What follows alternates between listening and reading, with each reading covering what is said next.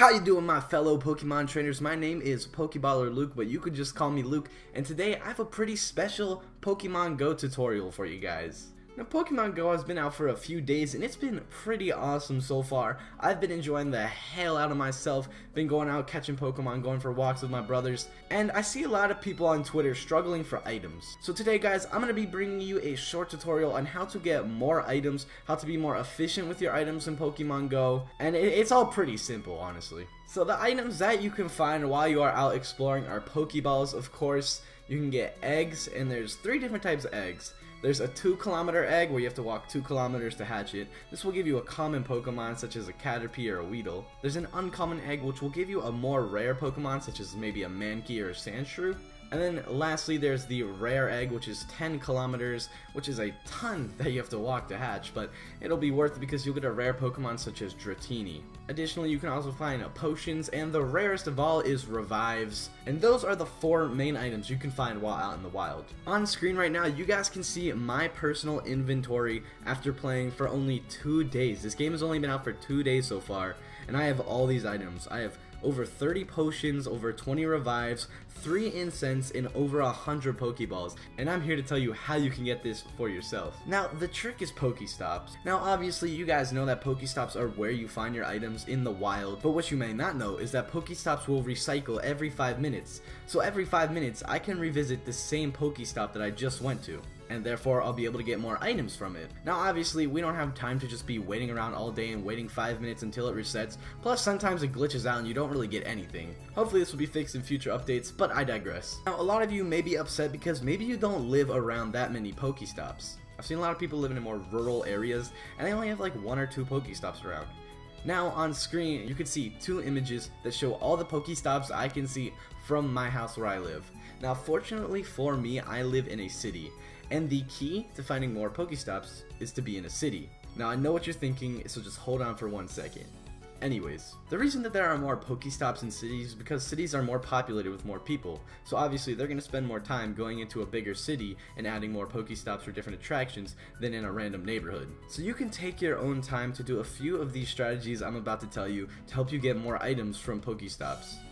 Now, you are going to need to be in a city for all of them, except for the first one.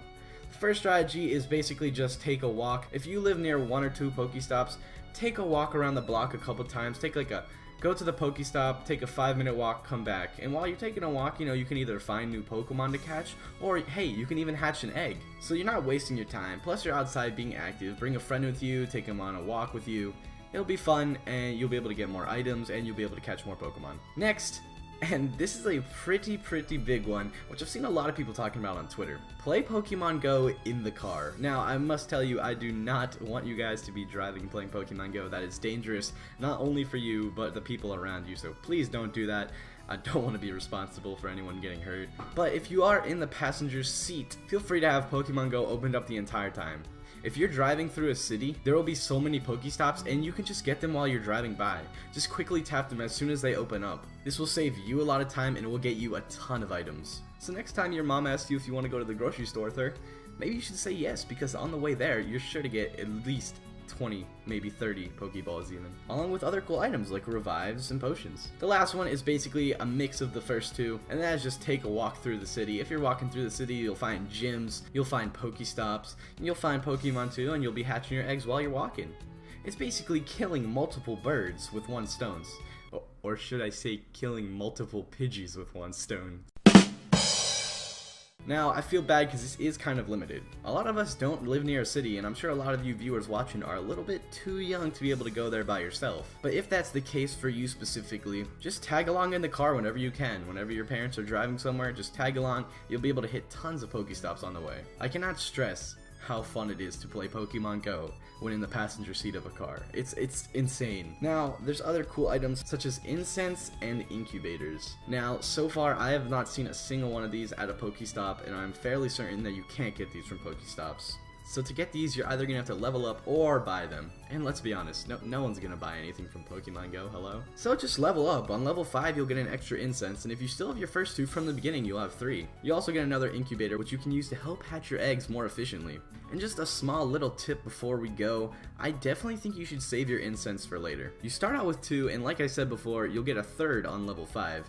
And I would definitely save them until you're a much higher level, so you can get Pokemon that are a lot stronger, and use all the old Pokemon that you have from before to either evolve them or power them up more. That's just my advice, no need to take it, do whatever you feel is needed. And yeah, I guess that's kinda it guys, good luck on your Pokemon journeys.